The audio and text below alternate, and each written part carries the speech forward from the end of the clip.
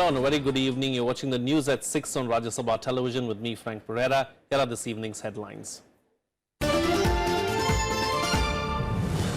Campaigning ends in Uttar Pradesh and Manipur. UP to have its 7th and final phase for 40 seats on March 8th. Manipur to see voting for 22 seats on Wednesday.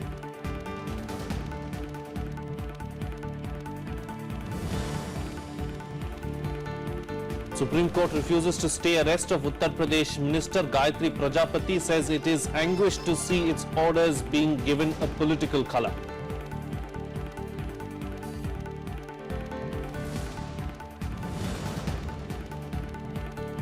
Vice President Mohammad Hamid Ansari arrives in Indonesian capital Jakarta. During the two-day visit, he will attend the summit of the 21-nation Indian Ocean Rim Association.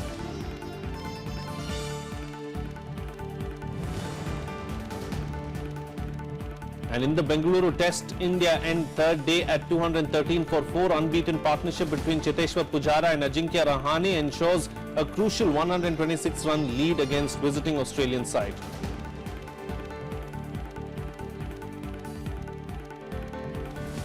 Well, let's now get you the latest from the ongoing assembly elections in verdict 2017.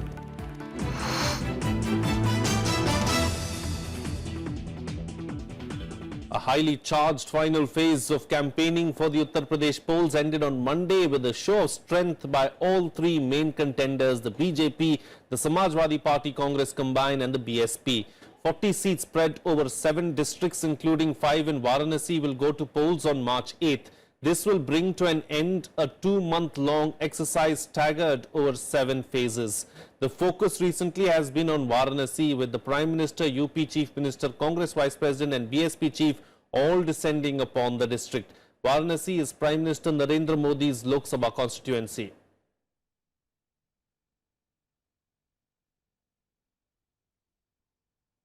Well, Manipur will vote for the second and final phase on March 8th. A total of 22 constituencies will witness polling, most of which are in the hilly areas. 98 candidates are contesting in this phase, and most prominently, Rom Sharmila will take on Chief Minister Ibobi Singh in his bastion, Taubal. Here's why this phase is crucial for the ruling Congress.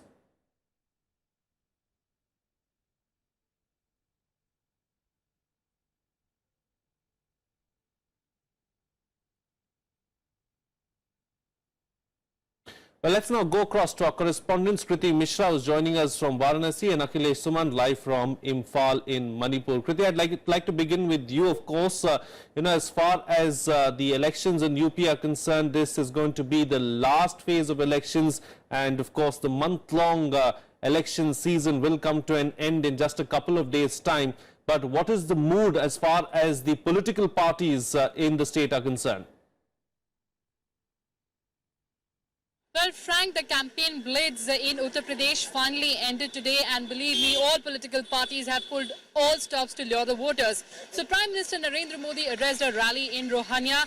He very meticulously marshaled his resources, used his hilt, used his charisma to the hilt, and also unleashed a barrage of charges against his political opponents. He also visited Garhwa Ashram. Remember, Frank, this ashram has a lot of OBC voters, and also in 2014, a lot of OBCs had given unflinching support to the BJP, so probably that is seen as an attempt to capitalize on those votes. Also, Akhilesh Yadav and Rahul Gandhi, they also addressed rallies in several districts of Uttar Pradesh, and also traded charges, and also claimed that Prime Minister's continued presence in Varanasi only shows that the BJP is extremely jittery. So we hope that for now the war of words has ended and the ball has been lobbed in the court of people.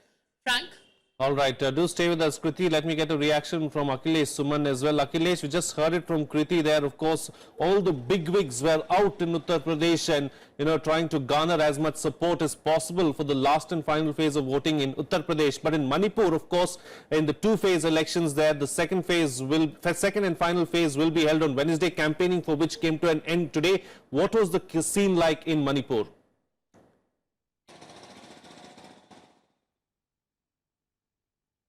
Yeah, actually, Frank, if you remember that first phase of Manipur election has shown tremendous awareness among the people, and they have come almost to 87% polling.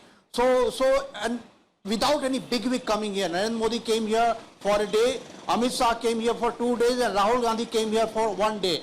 But if this is the turnout in today's election scenario, what I have got that Chief Minister Ebobi Singh spent the whole day in Thobal constituency, Sarmila has spent the whole day in Thobal constituency, and on the other side, BJP took a press conference today morning in their office, and they told that there are 3 agendas that BJP wants to pursue once they come to power. One is that no outfit will be allowed to continue blockade in the state. If there will be blockade, they have to pay the compensation. So they will come as a law for this. They also told that there will be a transparent recruitment system.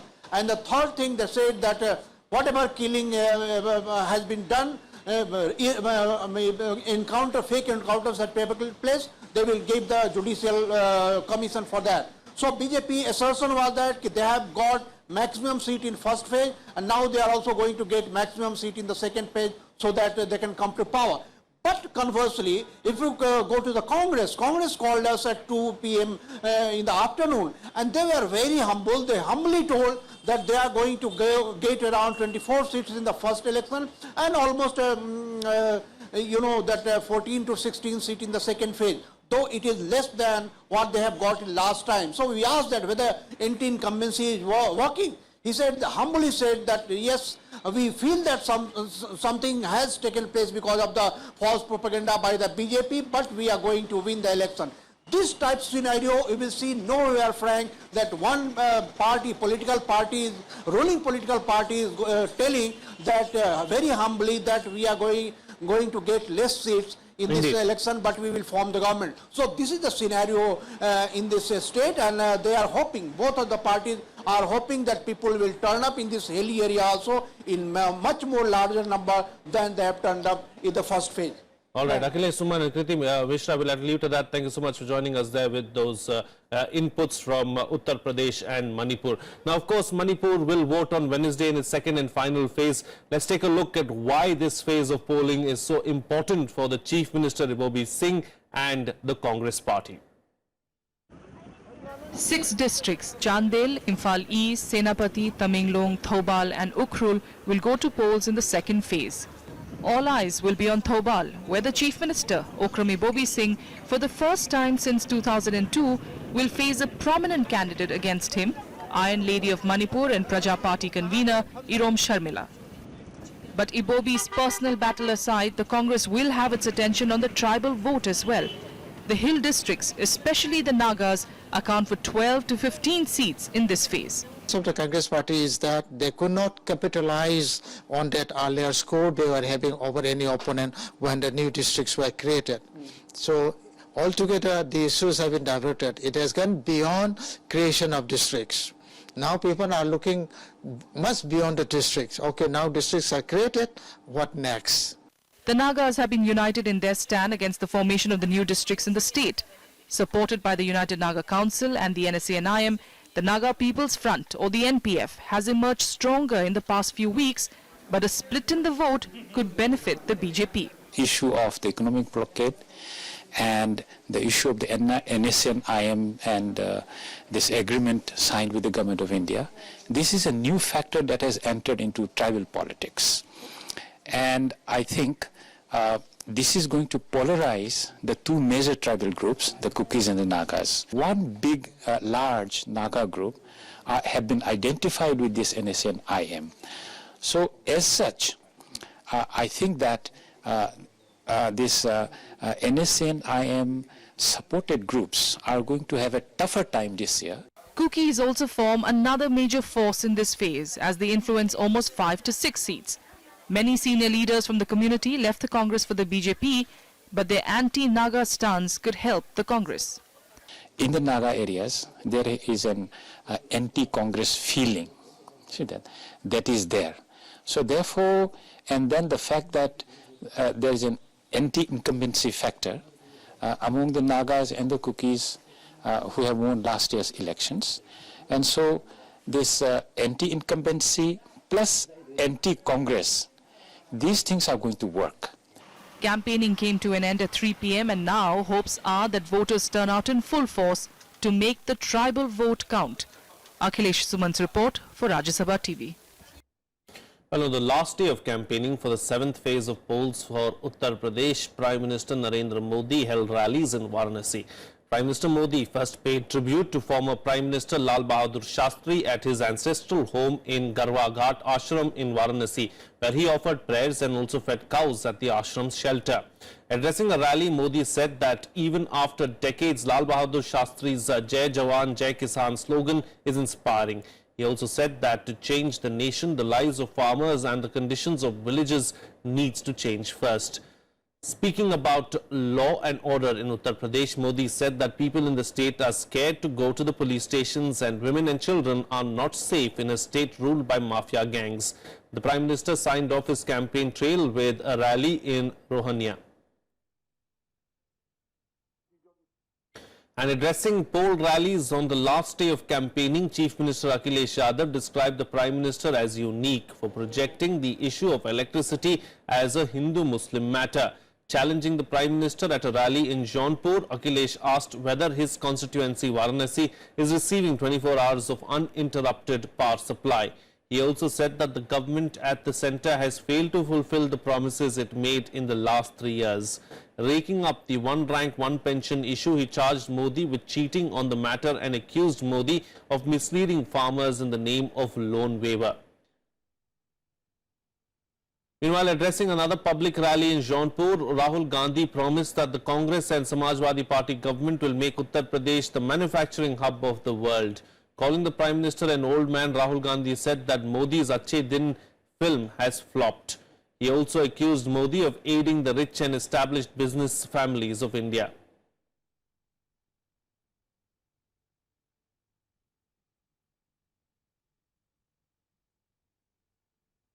Meanwhile, the Supreme Court today refused to stay the arrest of Uttar Pradesh Minister Gayatri Prajapati in cases relating to alleged gang rape and attempt to rape. Prajapati, then State Transport Minister, evading arrest since February 27th after the Supreme Court directed the State Police to lodge an FIR against him. It ordered Prajapati to approach the appropriate court for relief. A bench headed by Justice A.K. Sikri also expressed unhappiness that its order on lodging of FIR against Prajapati was given political colour. Boatmen, farmers and fishermen who live along the Ganga in Varanasi find themselves a disillusioned lot. With every candidate paying lip service to their needs, Varanasi's boatmen and fishermen have floated their own political party, Nishad, that is contesting its first election this year. Here's more. Banaras is incomplete without its boatmen and fishermen. Not just their social role, but their political contribution is no less significant. In 2014, both groups rallied strongly behind the BJP, but this time they are pinning their hopes on a new outfit, the Nirbal India Shoshit Hamara Amdal or Nishad party. हम लोगों का कोई जो है जो भी काम करता है हम लोग एक कमेटी बनाया गया है निषाद कमेटी तो जो भी कोई काम करता है हम लोग इकट्ठा होकर अपना निषाद पार्टी की तरफ से हम लोग अपने मांग को पूरा किया जाता है ये हमारा निषाद पार्टी खड़ा है हम उनको सपोर्ट करेंगे या हारे या जीते. Ironically, the communities fear displacement from a pet development project of the centre. The boatmen fear loss of livelihood by a proposed jetty in the Kashi Banega Kyoto plan. The jetty envisaged in Prime Minister Modi's project runs 500 meters long across the Shivala, the Shashwamedh and the Rajendra Prasad Ghats and 100 meters into the river. GT से हम लोग को बहुत ज़्यादा नुकसान है. GT अगर लग जाएगी वहाँ तो नाव उस पार बनेगी, नाव बनेगी तो जो है कि कस्टमर जो इसी पार रहेंगे जीटी पर से ही आरती देखेंगे. आरती जब देखेंगे तो हो सकता है आनी तूफान आ जाए. यहाँ जो है गर्मी में हमेशा आनी तूफान आता रहता है तो जीटी जो खंड खंड हो जाएगा उसमें बहुत लोग मर सकते हैं. The communities want the government to focus only on cleaning ghats and promoting tourism in Varanasi. They claim that tourists come for the ancient heritage and culture of Banaras and alterations in the original structures will only hurt local residents. घाट की सरसफाई में यहाँ की व्यवस्था होनी चाहिए जो कि कंटिन्यूअस चलनी चाहिए. इसको नहीं तो ऐसे ही मतलब जैसे आज स्थिति है सर सफाई की वजह से, तो ये स्थिति है। नहीं पहले सफाई नहीं होती थी, यहाँ कोई नहीं आता था। आज सर सफाई होने की वजह से यहाँ सबकी रोजी रोजगार बढ़ा हुआ है। मॉडर्नाइजेशन की कोई यहाँ जरूरत नहीं है। जो नेचुरल चीज है इसको ऐसे ही रहने दी जाए। Boatmen and fishermen belong to the backward communities. They comprise 16% of the state's population and are spread across 75 constituencies along the route of the Ganga and 45 seats along the Yamuna in the state. The discourse among these backward communities is centered around the belief that their backwardness is due to underrepresentation in politics. After consolidating under their own party, they feel that they can wobble the boats of bigger political parties on March 11th. Reporting from Varanasi with camera person Arvind, I'm Kriti Mishra for Rajya Sabha Television. Well, it's time for a short break now, but news and updates will continue on the other side. Stay tuned. We'll be right back.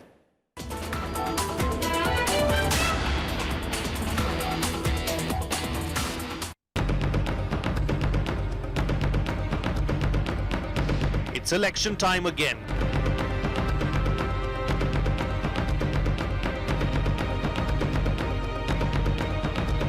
Voters in 5 states gear up to cast their votes. Catch all the action in Verdict 2017, Monday to Friday on Rajya Sabha Television.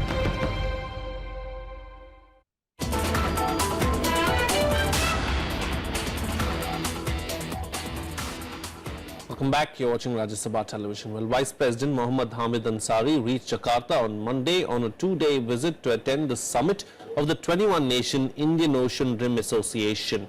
At the meet, the leaders will lay emphasis on connectivity, open maritime trade and rights of navigation.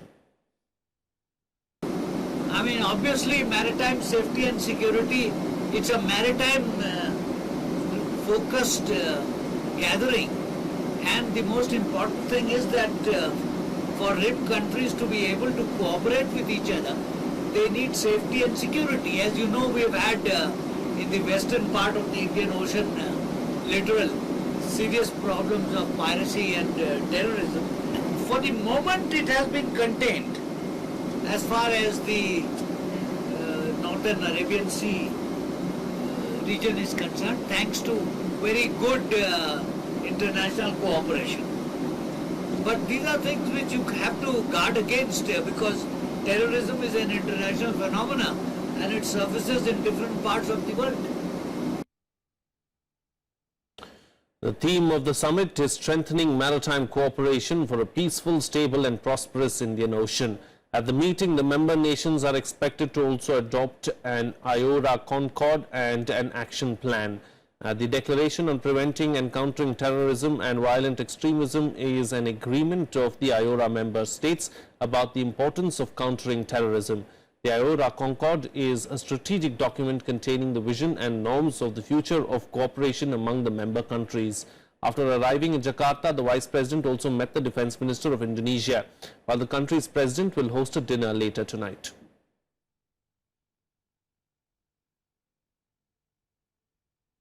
Well, the FBI rejected US President Donald Trump's claims of wiretapping his phone by the Obama administration last year. FBI Director James Comey asked the Justice Department to refute the claims publicly as there were no evidence to support the allegations. The FBI on Monday rejected US President Donald Trump's claim that his predecessor Barack Obama ordered a wiretap on him last year. FBI Director James Comey told the US Justice Department to publicly reject the allegation, saying it insinuated the FBI broke the law. The controversy comes at a time when the Democrats are accusing Trump of trying to distract from a controversy about possible ties to Russia. Senate Democratic leader Chuck Schumer said that wiretap allegations were beneath the dignity of the office and called on the president to provide proof. I think the president has made a big mistake by delving into this. He's focused on the issue. He's trying to divert, but he's focusing on it. But either way, there's trouble. If the president stated this without checking it out and it proves to be false, that's serious stuff. Trump, who faces intense scrutiny over alleged Russian interference in his presidential bid, made the claims in a series of tweets on Saturday without giving evidence. We're talking about our former president coming after our people and our vote. And then if he can do that to him, he would have done that to any one of us. The White House has asked the U.S. Congress to examine whether the Obama administration abused its investigative authority in the 2016 campaign. A spokesperson for Obama denied the allegation, calling it simply false. Bureau Report, Rajya Sabha TV. Well, Pakistan's former National Security Advisor today exposed the role of Pakistan in the 26/11 Mumbai attacks. Speaking at the 19th Asian Security Conference in New Delhi, Pakistan's former National Security Advisor Major General Mahmood Ali Durrani said, and I quote, "Mumbai terror attacks were carried out by a terror group based in Pakistan. This is a classic trans-border terrorist event. However, the Pakistani government had no role in the attack," unquote. Durrani, who was Pakistan's NSA when 26/11 happened, also said that Hafiz Saeed had no utility and Pakistan should act against him. Speaking at the conference, Defence Minister Manohar Parrikar said that the terrorism is the biggest challenge for world peace and security. He also said that India is bearing the brunt of this proxy war that is going on for several decades. I made a statement on television in Pakistan, which the government didn't like, and I got a sack. Hafiz Saeed की utility क्या है for Pakistan? How do you view him? कोई utility नहीं. I hope they punish him. Well, here's a roundup of the other international news and global buzz. China has once again urged restraint after North Korea launched 4 ballistic missiles towards the Sea of Japan today. In a statement, the Chinese Foreign Ministry condemned the tests, calling them a breach of UN resolutions. According to the South Korean military, the missiles were fired from near the north's border with China. 3 of the missiles are reported to have fallen into Japan's exclusive economic zone. China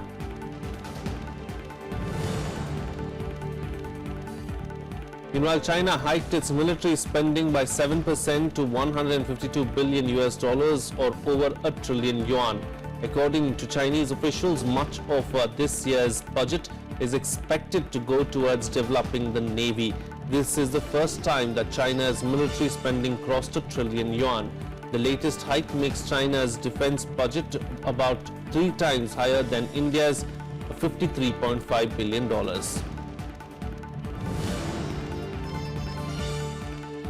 The Pakistani military has warned the US government of a huge crisis in Afghanistan if the US and Britain did not halt the advances of the Islamic State and Taliban in the war-torn country. According to a senior Pakistan army official, the West is losing control over Afghanistan and the situation could tempt Russia to stage a Syrian-style intervention. In an interview to British newspaper The Telegraph, the Pakistan army official said Russia could use the security collapse as an excuse to extend military operations into Afghanistan.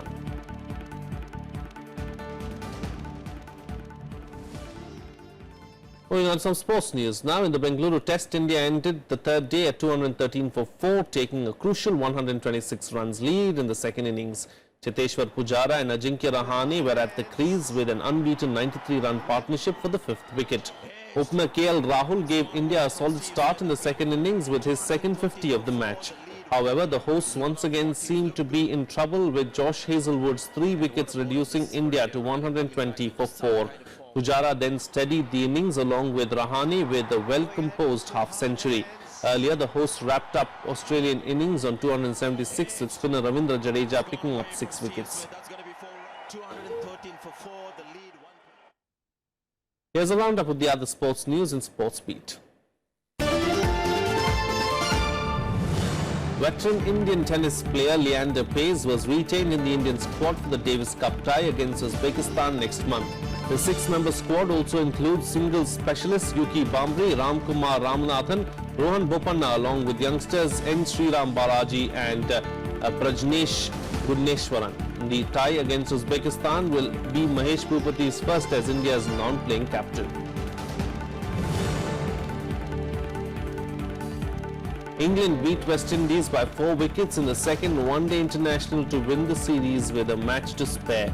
Batting first, West Indies were bowled out for 225 runs. England wobbled in the chase, but half centuries from Joe Root and Chris Wokes took them to victory with 10 balls to spare. American Dustin Johnson held off a strong European challenge to win his first tournament as world number 1 at the World Golf Championships in Mexico. Johnson finished at 14 under 270 for his second consecutive victory after winning at Riviera in California 2 weeks ago, which put him at the top of the rankings. Well, that's it on this edition of the news at 6. See you again next time.